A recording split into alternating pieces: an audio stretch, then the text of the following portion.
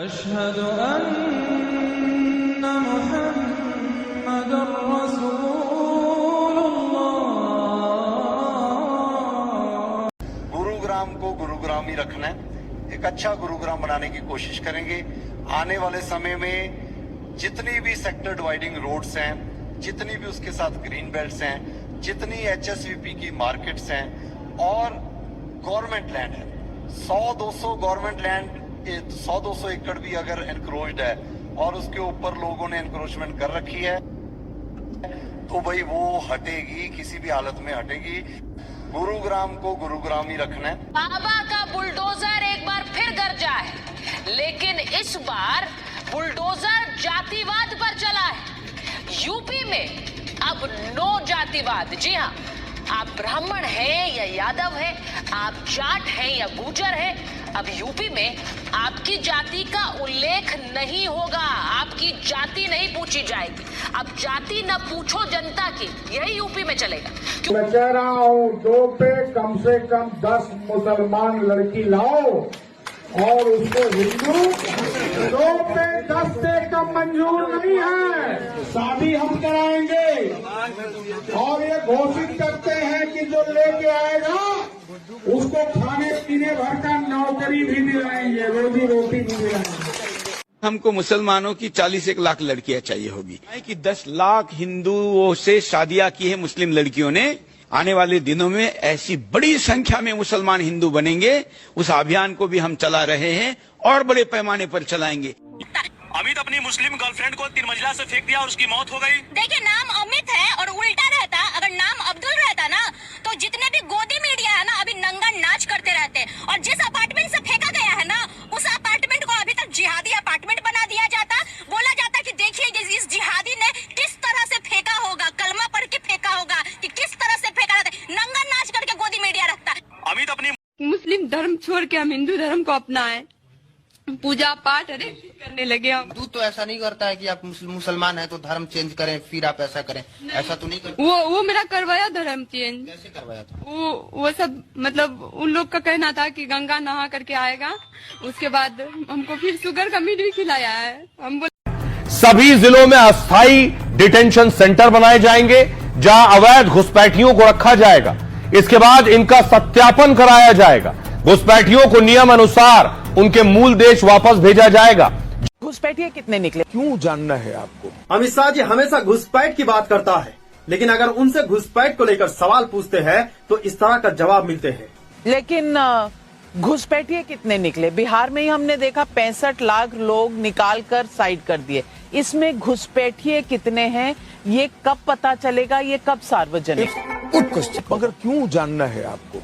जानना है कितने घुसपैठिए थे? नहीं, ये जानने का जरूरत इसलिए नहीं है। दादा, ये चुनाव के बाद वहाँ पर भी कमल खिलेगा।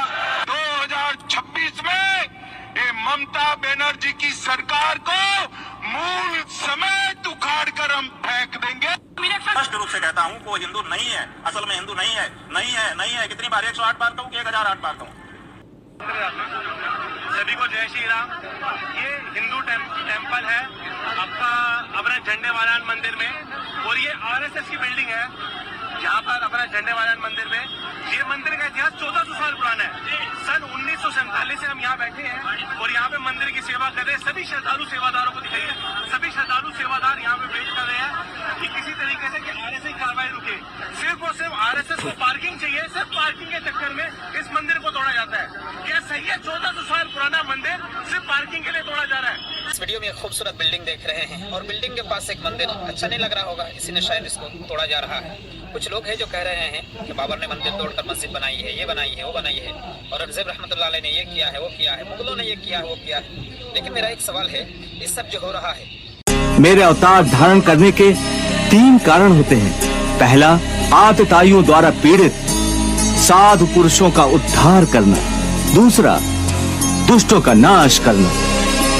और तीसरा कारण है धर्म की पुनः स्थापना करना। इन्हीं कार्यों के लिए मैं हर युग में प्रकट होता हूं। मेरे जन्म और मेरे कर्म दोनों दिव्य हैं। जो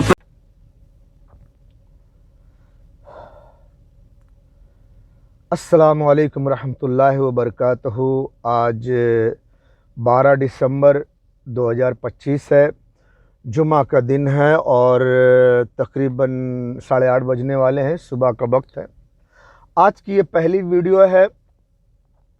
मेरे दोस्तों, हफ्ते में एक दिन मैं वीडियो बनाता हूँ, अगर बीच में कभी छुट्टी मिल गई तो भी बना लेता हूँ, लेकिन ख़ास करके हफ्ते में एक दिन वीडियो बनाता हूँ।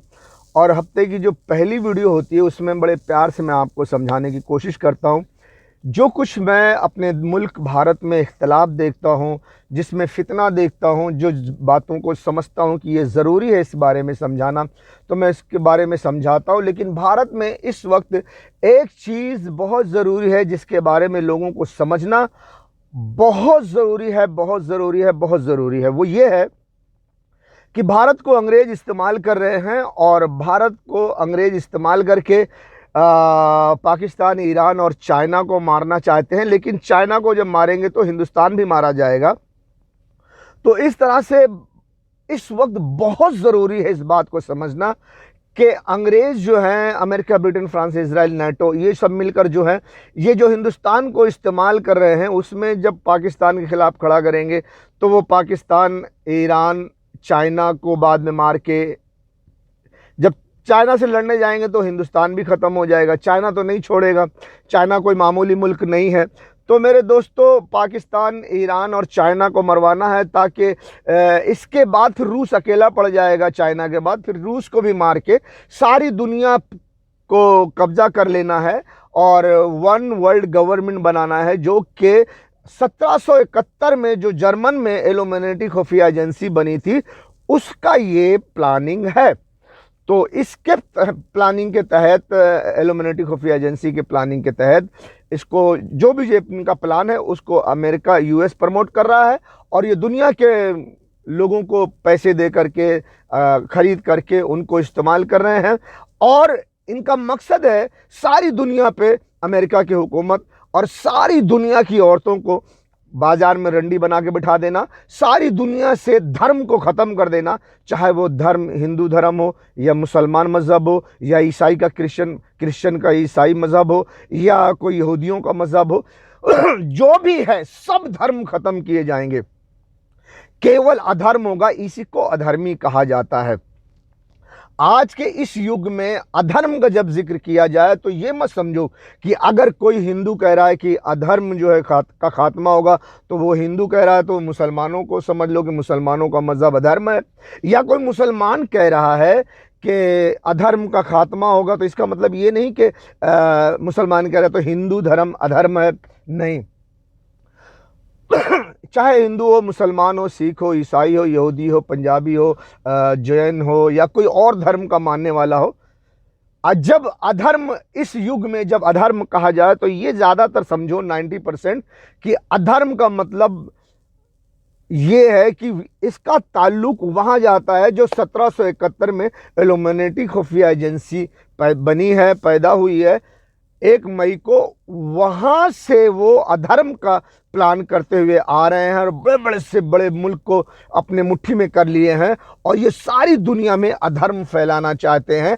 अधर्म यानी दीन धर्म सब ख़त्म करना, यानी ये कि जो लोग धर्म को मानते हैं तो धर्म के मानने वाले शराफत पे चलते हैं, ईमानदारी पे चलते हैं, चाहे हिंदू धर्म के हो, चाहे मुसलमान धर्म के हो, चाहे सिख के धर्म के हो, चाहे ईसाई के धर्म के हो, चाहे कोई और धर्म के हो, जितने भी धार्मिक हैं उनके लिए एक कानून होता है कि भाई उनकी औरतें पराए मर्द से सोहबत नहीं करती, पराए मर्द के साथ सेक्स नहीं करती। ये धर्म का कानून है। तकरीबन सारे धर्म का ये कानून है कि औरत सिर्फ अपने पति के साथ, अपने शौहर के साथ, अपने हस्बैंड के साथ प्यार मोहब्बत कर सकती है, दूसरे के साथ नहीं कर सकती है। सेक्स किसी और के साथ नहीं कर सकती है, हराम है, पाप है। तो अधर्मी जो है इस तमाम कानून को ख़त्म करना चाहते हैं, यानी धर्म को ख़त्म कर देंगे तो फिर एक औरत हर मर्द के साथ सोहबत करे, हर मर्द के साथ सेक्स करे। ये वो अधर्मी एल्यूमिनेटी खुफिया एजेंसी वाले सब करना चाहते हैं कि सारी दुनिया पर मेरी हुकूमत हो जाए, सारी दुनिया पर मेरा राज हो जाए और सब लोगों की बहन बेटियों को बाज़ार में बिठा दिया जाए। और जो इसको प्रमोट कर रहे हैं वो अपनी एक अलग दुनिया बनाएंगे, बड़ी बड़ी इमारत बनाएंगे, बड़े बड़े शहर बनाएंगे और दुनिया भर से खूबसूरत लड़कियां पकड़ करके खूबसूरत फिगर वाली, खूबसूरत रंग रूप वाली, जैसा उनको पसंद होगा सारी दुनिया से पकड़ कर वो अपने लिए खास रखेंगे और वो अपने महल में शराब और अय्याशी की ज़िंदगी जिएंगे, जहां पर इसी के लिए सारी दुनिया से दीन धर्म सब खत्म किया जा रहा है। अब मसला यहां आकर रुका हुआ है। इसी प्लानिंग के तहत वो काम करते आए हैं। अफगानिस्तान पे हमला, इराक पे हमला, बाद में मिस्र, सीरिया, लीबिया और पूरे क्या कहते हैं अब ये गज़ा, फ़िलिस्तीन, लेबनान, यमन, ईरान, ये सब मतलब ख़त्म हो चुका है, यानी ठंडा पड़ चुका है, ये कूल डाउन हो चुका है। अब जो मेन है यहाँ जो अधर्म का, इल्यूमिनेटी खुफिया एजेंसी का जो प्लान का जो है ना, ये यहाँ आकर रुक गया है मामला, क्योंकि प्लान के मुताबिक, इल्यूमिनेटी खुफिया एजेंसी के मतलब मुताबिक सारी दुनिया की दौलत पे कब्जा करना था और सारी दुनिया की दौलत जो है वो अरब के पास है, गल्फ के पास है। अब गल्फ पे ये अगर कदम बढ़ाते हैं गल्फ की दौलत पे कब्जा करने के लिए, पेट्रोल पे कब्जा करने के लिए, तो ईरान रास्ते में आ गया था। अब पाकिस्तान अभी भी न्यूक्लियर मुल्क है, तो ईरान तो गजा के लिए लड़ गया था। तो जब ये पूरे अरब पे कब्जा करेंगे तो पूरे अरब वाले फिर खड़े हो जाएंगे, अरे बाप रे, ये तो हम ही पर कब्जा कर रहे हैं। जैसा कि एक कतर पे हमला कर दिया था इसराइल ने, तो पूरे गल्फ में मीटिंग चालू हो गई थी। इस बात को समझो। तो उन्होंने जो प्लान किया है, उनके प्लान के मुताबिक जब वो गल्फ पे हमला करेंगे तो फिर ईरान भी आ जाएगा, पाकिस्तान भी आ जाएगा, क्योंकि अमीर को जब मारा जाता है तो वो पूरे गरीब दौड़ पड़ते हैं, लेकिन किसी गरीब को मारा जाता है तो अमीर नहीं जाता। ये सब ऐसे फार्मूले हैं। बहरहाल मामला उनका अटक गया है, धर्मियों का, इल्यूमिनेटी खुफिया एजेंसियों का मामला अटक गया है, क्योंकि ईरान ने इजराइल को धो दिया है 12 दिन की जंग में। तो अब वो क्या करें, कैसे ईरान को ख़त्म करें, कैसे पाकिस्तान को ख़त्म करें। ईरान पाकिस्तान को ख़त्म करेंगे तो उनको नेक्स्ट स्टेप पर कदम रखने का मौका मिलेगा। वो फिर यूरोप के जो जितने यूएस है और नेटो है, ये पूरे गल्फ के पेट्रोल पे कब्जा करेंगे ईरान पाकिस्तान के खात्मे के बाद, और हिंदुस्तान को फिर पावर दे करके चाइना से लड़वाएंगे कि भैया तुम चाइना को वहाँ रोको, हम पूरे गल्फ के पेट्रोल पे कब्जा कर लेंगे। फिर उसके बाद हम सब मिल, जो चाइना से तुम बचे मर गए, हमें ज़रूरत भी नहीं है। उसके बाद हम रूस को चारों तरफ से घेर कर यूरोप और इधर फिलीपीन, ताइवान, जापान, ये पूरा खित्ते को खड़ा करके रसिया पर हमला करके ख़त्म कर देंगे। दुनिया अनकरीब हमारी मुट्ठी में कैद हो जाएगी। ये है प्लान अमेरिका का, यूएस का। अब इसी प्लान के तहत मामला जो फंसा हुआ है ये कि हिंदुस्तान पाकिस्तान को मारे, हिंदुस्तान से ईरान में 2 न्यूक्लियर मिसाइल मारे ताकि ईरान भी ख़त्म हो जाए, पाकिस्तान भी ख़त्म हो जाए। क्योंकि ईरान के लिए 2 न्यूक्लियर मिसाइल इसलिए चुना गया है क्योंकि ईरान का हिंदुस्तान से कोई बॉर्डर तो पड़ता नहीं, ना कोई बॉर्डर है, ना कोई बॉर्डर का कोई मसला है, ना ईरान और हिंदुस्तान का कोई मसला है कि हिंदुस्तान ईरान पे हमला कर दे। अब भाई इजराइल को सेफ करना है, इसलिए हिंदुस्तान के ज़रिए से इस्तेमाल करके, हिंदुस्तान को इस्तेमाल करके ईरान को मारना है।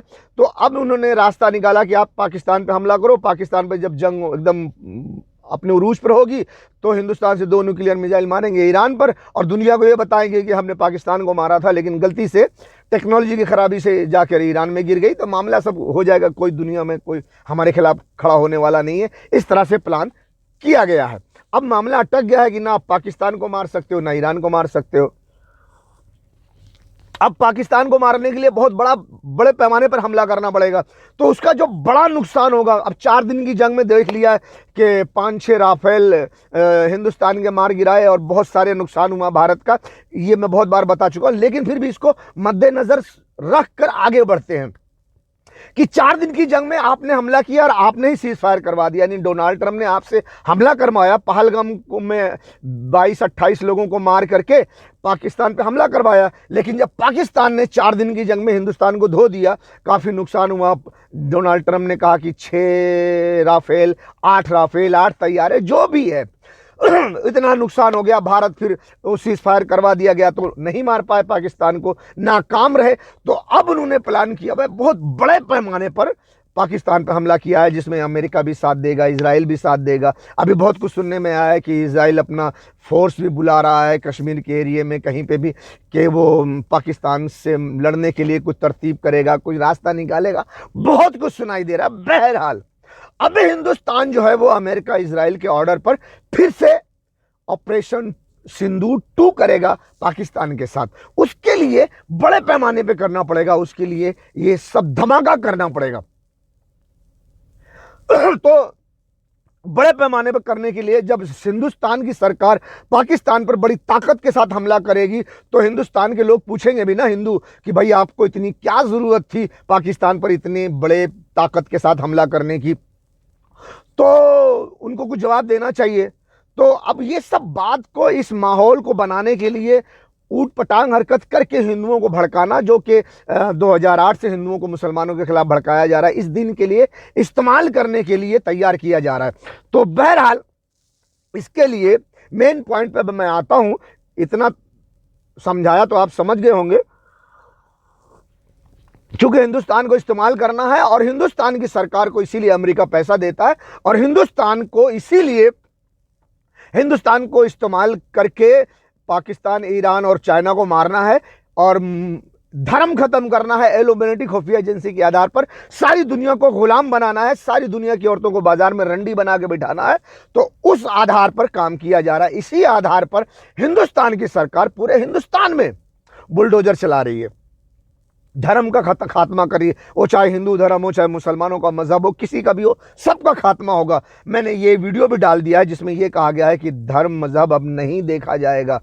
एक वीडियो है, शुरू में मैं वीडियो डाला हुआ हूं, आप उसको देख लीजिए कि अब नहीं चलेगा, ना गुज्जर देखा जाएगा, ना पंडित देखा जाएगा, ना पठान, क्या क्या वो सब, आप वो डायलॉग सुने।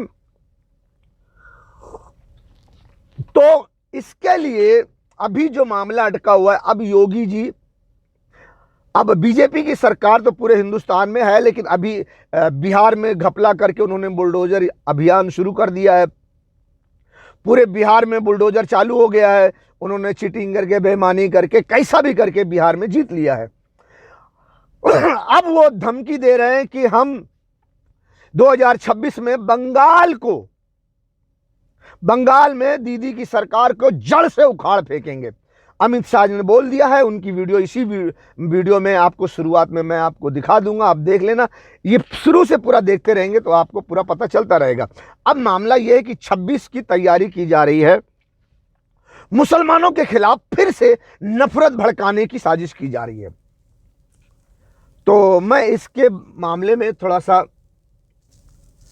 क्योंकि ये बीजेपी सरकार उस वक्त तक बड़ा कदम नहीं उठा सकती जब तक कि पूरा हिंदुत्व का सपोर्ट न मिले। अब पूरा हिंदुत्व के सपोर्ट के लिए वो हिंदुत्व का नारा लगा रहे हैं। अब उन्होंने धीरेन्द्र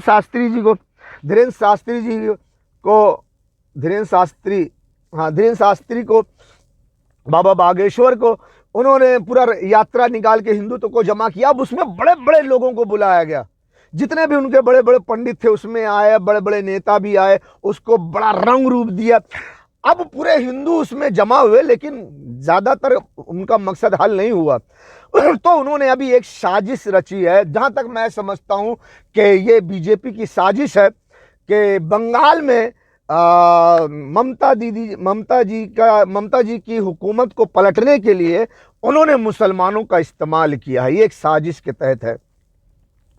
बंगाल में कोई हुमायूं जी हैं, वो क्या है क्या नहीं है उनके बारे में भी ज़्यादा मुझे मालूमात नहीं है, लेकिन एक हुमायूं जी हैं, कोई 300 करोड़ की लागत से एक मस्जिद बना रहे हैं जिसका नाम बाबरी मस्जिद रखा है उन्होंने, जिसकी शुरुआत शायद उन्होंने कर दिया है। बड़ा बवाल मचा हुआ है।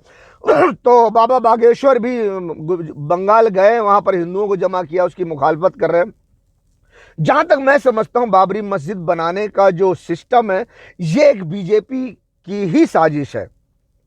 जहां तक मेरे ज्ञान की बात है, जो मेरा पर्सनल, मेरा हार्ट कहता है, मेरा दिल जो कहता है, पर्सनल मेरा जो नॉलेज है उसके तहत मैं समझता हूं कि 2026 में ममता जी की सरकार को गिराने के लिए ये बाबरी मस्जिद की इब्तिदा करना ये बीजेपी की चाल हो सकती है। बीजेपी की चाल है, जहां तक मैं समझता हूं 90% ये बीजेपी की चाल है। और बीजेपी को राय देने वाले, दिमाग देने वाले अमेरिका और इजराइल के लोग हैं, क्योंकि बाबरी के नाम पर, मस्जिद के नाम पर वो बंगाल में बवाल करेंगे और उसके तहत उनकी जो रणनीति होगी हिंदू मुसलमान करके वो ममता जी को हराने की कोशिश करेंगे।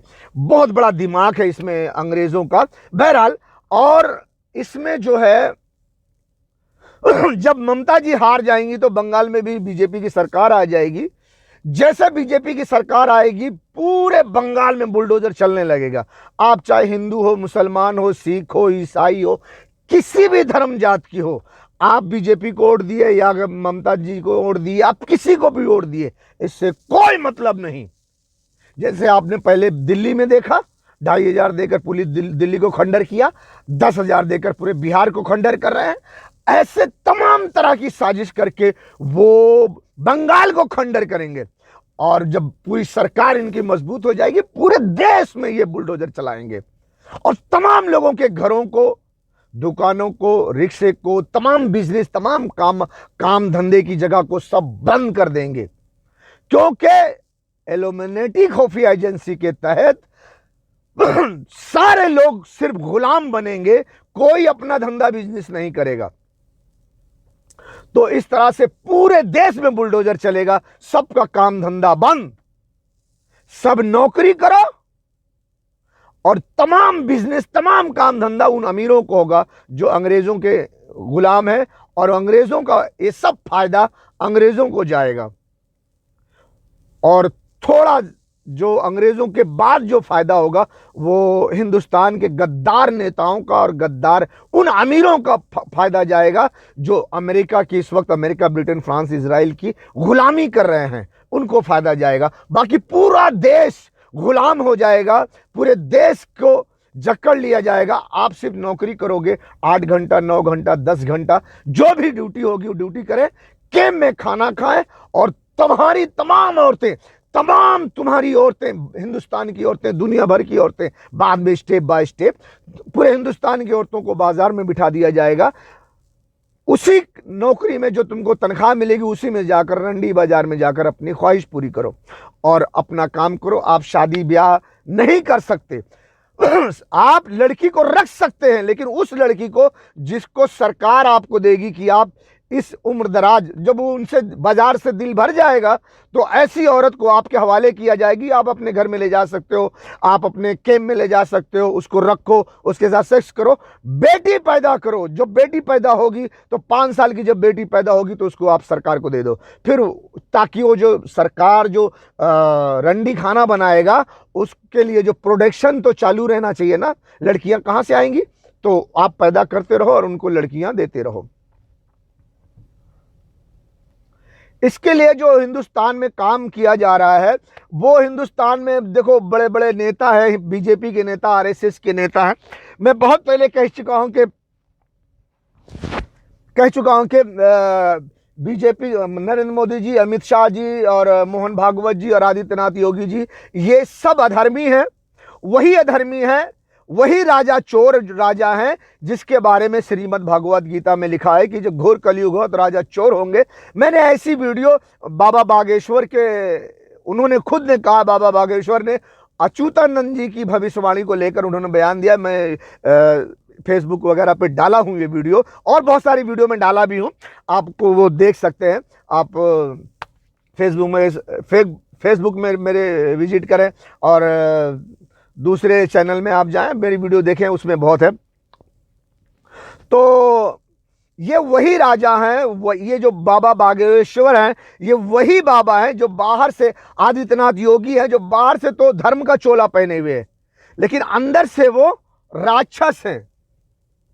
राक्षसी आचरण वाले हैं, जो श्रीमद् भागवत पुराण में, गरुड़ पुराण में और भविष्य पुराण में, जो हिंदू के उसमें किताबों में, धर्म की किताबों में लिखा हुआ है, उस आधार पर जो लिखा हुआ है वो वही हैं। ये लोग अधर्मी हैं, अधर्मी हैं, अधर्मी हैं, और ये काम कर रहे हैं अमेरिका, ब्रिटेन, फ्रांस, इजराइल के लिए, जो इल्यूमिनेटी खुफिया एजेंसी के लिए है, कि सारे लोगों को गुलाम बनाना, सारे लोगों की बहन बेटियों को बाजार में रंडी बना के बिठा देना, और इसके लिए वो पूरे हिंदुस्तान में बुलडोजर चलाएंगे, पूरे हिंदुस्तान में वो बुलडोजर चलाएंगे, तमाम लोगों को काम काज, उनको सब घर से बेघर करेंगे, उनका काम धंधा सब छीनेंगे और गुलाम बनाकर उनकी बहन बेटियों को बाजार में बिठाएंगे। यही है, यही है, यही है। इसके लिए बाबा बागेश्वर को, धीरेन्द्र शास्त्री को, अभी धीरेन्द्र शास्त्री के नाम पर एक बिल पड़ा हुआ है, सोशल मीडिया पे बहुत है, कि उन्होंने लड़कियों का तस्करी किया है। वो लड़कियों का तस्करी करते हैं, बहुत सारी लड़कियों को बाजार में बेचते हैं, उनके आश्रम में भी लड़कियों को सप्लाई किया जाता है। इस तरह के सोशल मीडिया पे आए हैं। इस बारे में मैं अगली वीडियो में बात करता हूं। और इससे पहले, क्योंकि धीरेन्द्र शास्त्री, बाबा बागेश्वर, ये तो बीजेपी के लिए काम कर रहे हैं, तो बीजेपी सरकार का फुल सपोर्ट होगा। कोई भी सबूत, कोई भी खास दलील वो बाहर नहीं आने देंगे, चैनल पे नहीं आने देंगे, उसको रोकेंगे। बहरहाल सोशल मीडिया पे उन्होंने अनुरोध भी किया है कि आप सोशल मीडिया की अफवाहों को मत ले, धीरेन्द्र शास्त्री ने, और ऐसा कुछ भी नहीं है। लेकिन सोशल मीडिया पे पूरा वीडियो दिखाया जा रहा है, उन लड़कियों को दिखाया जा रहा है, एम्बुलेंस को दिखाया जा रहा है, जहां पर 13 लड़कियां पकड़ी गई हैं, और बहुत सारी बातें मैं अगले वीडियो में आपको बताता हूं। तो आप जरा ध्यान दें, मेरी वीडियो देखते रहें, ताकि आने वाले समय में जो आप मुसीबत में पड़ने वाले हैं, उससे अगर आप अपने आप को बचा सकें तो बचा लीजिए, देश को बचा सके तो देश को बचा ले जाइए, क्योंकि देश में ये अधर्मी लोग पूरे देश को तबाह कर देंगे। और इसी के गर्ज से, हिंदू मुसलमान के गर्ज से, उन्होंने अभी वंदे मातरम का एक ड्रामा निकाला हुआ है। आदित्यनाथ योगी जी का भी बयान मैं अगले वीडियो में दिखाऊंगा।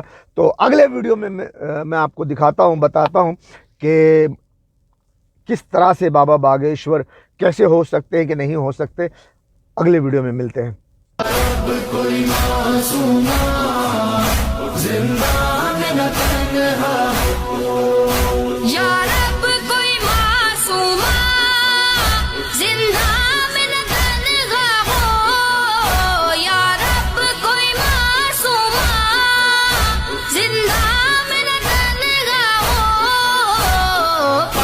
पाबंद ना हो आहे, हाय पाबंद ना हो आहे, रोने पे न पहरा हो। या रब कोई मासूमा जिंदा में न तन्हा हो, या रब कोई मासूमा जिंदा में न तन्हा हो, या रब कोई मासूमा जिंदा में न तन्हा हो। पाबंद ना हो आहे, हाय पाबंद ना हो आहे, रोने पे न पहरा हो। या रब कोई मासूमा। क्योंकि ईरान पर डायरेक्ट अमेरिका, इजराइल हमला नहीं कर सकते। अगर वो करते हैं डायरेक्ट ईरान पर हमला, तो ईरान पहली फुर्सत में इजराइल का नामो निशान मिटा देगा। इतनी मिसाइल्स उसके पास, इतने हथियार हैं, और वो इजराइल भी जानता है, अमेरिका भी जानता है, ब्रिटेन, फ्रांस सभी जानते हैं, ऑस्ट्रेलिया भी जानता है। इसीलिए डायरेक्ट ईरान पर हमला कोई नहीं करेगा। क्यों? इजराइल खत्म हो जाएगा, इजराइल को सेव करना है। इसलिए ईरान को हिंदुस्तान से मारा जाए, हिंदुस्तान को इस्तेमाल करके ईरान को मारा जाए, ताकि ईरान अगर कोई जवाबी कार्रवाई करे तो वो हिंदुस्तान में करे, इजराइल सेफ रहे। इसीलिए ईरान को मारने के लिए हिंदुस्तान को चुना गया है। तुम कैसे सोते हो, तुम कैसे पीते हो, तुम कैसे खाते हो, तुम कैसे जिंदगी गुजारते हो? ए बेगैरतों, ए जर्देलों, ए हुक्मरानों, तुम कब जागोगे, कब जागोगे? वो बेचारे फरियाद कर रहे हैं, बुला रहे हैं तुम्हें। कोई हाफिज कुरान आर्मी चीफ साहब रसूलुल्लाह की उम्मत कट रही है, लोग उनके आज़ा के टुकड़े चादर में समेट रहे हैं। तुम अपने एटम बम और मिसाइलों के साथ तमाशा देख रहे हो। हमसे बर्दाश्त नहीं हो सकता, हम ये नहीं देख सकते, हम ये बर्दाश्त नहीं कर सकते। जुर्रत करो।